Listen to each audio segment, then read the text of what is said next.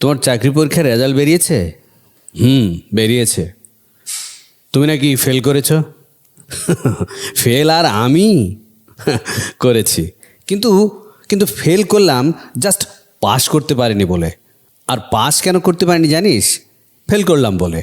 কিভাবে দুটো আমার এগেনস্টে চলে গেল বুঝতে পারলি? লাক লাক, এটাকেই বলে লাক।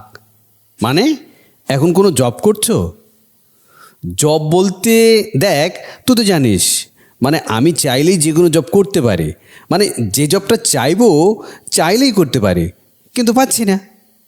শুনছি শুনছি নাকি তুমি গার্লফ্রেন্ড পটানোর চেষ্টা করেও পারো না।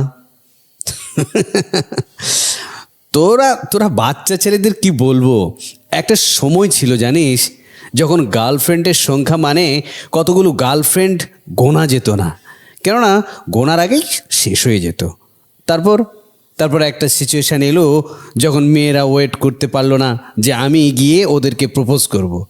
তারপর ওরা হ্যাঁ বলবে, ওরা এত ওয়েট করতে পারলো না, প্রপোজ করার আগেই না বলে দিত। তোমার মুখ দেখে?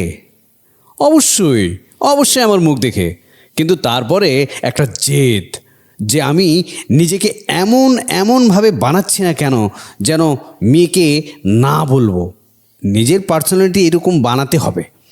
এই কিছুদিন আগে একটা মেয়ে মানে এত রিকোয়েস্ট করলো, খুব সুন্দর দেখতে মেয়েটা, খুবই রিকোয়েস্ট করলো, প্লিজ প্লিজ।